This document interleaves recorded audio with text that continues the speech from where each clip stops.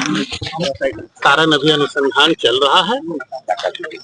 बहुत सारे लोग तरह तरह की बातें कर रहे हैं। सब लोगों के बात को सुनकर हम लोग जांच कर रहे हैं। तत्काल जिसका नाम प्रोमिनेंटली आया है उसके खिलाफ 3 टीम बना करके ताबड़तोड़ रेड की कार्रवाई चल रही है।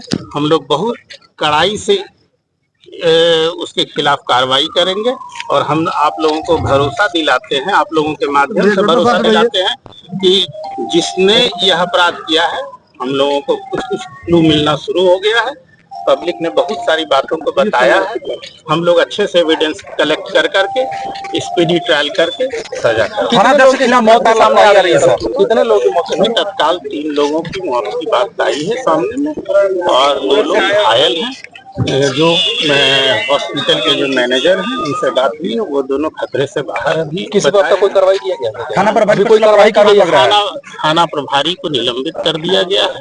एडिशनल एसएचओ को तत्काल प्रभाव दे दिया गया है और हम लोग इसमें एसआईटी का गठन करके हम लोग सीनियर ऑफिसर्स के सुपरविजन में हम लोग कार्रवाई त्वरित गति से और बहुत फर्मली करेंगे। अब केस के आईओ इसके पहले भी एफआईआर दर्ज हुआ है, सारे केस का रिव्यू हम खुद करेंगे इसमें। मैं खुद सारे केस का रिव्यू करूंगा। हमारे संज्ञान में जो पब्लिक अभी बताए हैं कि 2-3 केस पहले भी हुआ है, तो सारे केस का कल भी हुआ है, तो सारे केस का रिव्यू हम खुद करेंगे और यदि कहीं से कोई लापरवाही की बात सामने आती है तो कार्रवाई से हम लोग चूकने वाले नहीं हैं और सारे कांडों में कड़ा से कड़ा कार्रवाई अपराधियों पर। मामला आपका क्या समझ में आया सर इसमें? अब अनुसंधान, बहुत सारे चीजों को अनुसंधान के लिए छोड़ दिया जाता है। अनुसंधान की बातों को पब्लिक में बताया नहीं जाता है, जिससे अनुसंधान बाधित होने का संभावना रहती है। घटना की जितनी कठोर शब्दों से घटना की जाए वह कम ही है।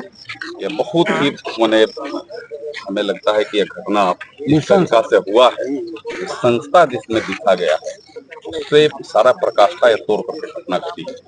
और मैं आप सबके माध्यम से पूरे समाज और परिवार के लोगों को मैं विश्वास दिलाता हूँ। जिस तरीका से डीआई साहब बोल रहे थे 100% जितना वो बोल रहे उससे ज्यादा बढ़ करके कार्रवाई हुई और यह कार्रवाई आपको कुछ घंटों में दिखने लगेगी।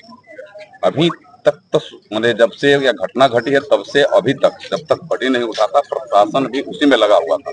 हम लोग भी उसी की चिंता कर रहे थे कैसे हो।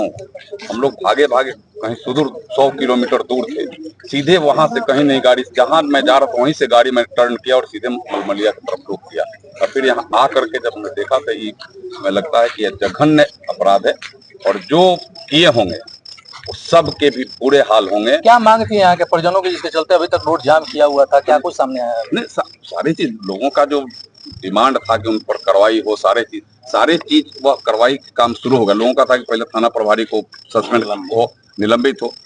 डीआई साहब एक शब्द देर नहीं किए, मेरी बात हुई उन्होंने उसी समय कह दिया एसपी को निलंबित करो। निलंबित हो गया, दूसरा प्रभार में हो गया और निलंबित ही नहीं रहेगा, उसको डिसमिसल के लिए मैं डीआई को स्वयं कहूंगा कि उसको डिसमिसल करिए और इस केस को कोई डीएसपी स्तर का अधिकारी एसआईटी गठित करा करके इस केस का पूरा छानबीन करे। जो बाहर से भी जो लोग आए हैं इसमें जो बुलावे पर जो लोग कुछ क्रिमिनल आए उनके ऊपर तक भी वह करवाई जाए, उनके ऊपर तक वह कार्रवाई का आंच जाए कि नहीं तुम भी नहीं बख्शे जा सकते हो। यह निश्चित रूप से होगा। यह मैं सरकारी नौकरी की मांग कर रहा है। नहीं, यह देखिए सारी प्रक्रियाएं हैं। मैं व्यक्तिगत तौर से इसके लिए मुख्यमंत्री, डीजीपी, यहाँ के मुख्य सचिव, ये सबसे मैं बात करूंगा, मिलूंगा व्यक्तिगत तौर से। आवश्यकता होगी तो परिवार जनों के साथ मिलूंगा। अभी 1-2 दिन तक अभी इस टाइप का माहौल है कि इस पर आगे कुछ चर्चा नहीं किया जा सकता है, लेकिन हमारे अंदर जो ज्वाला है वो ज्वाला को हम आपके सामने बखान नहीं कर सकते हैं।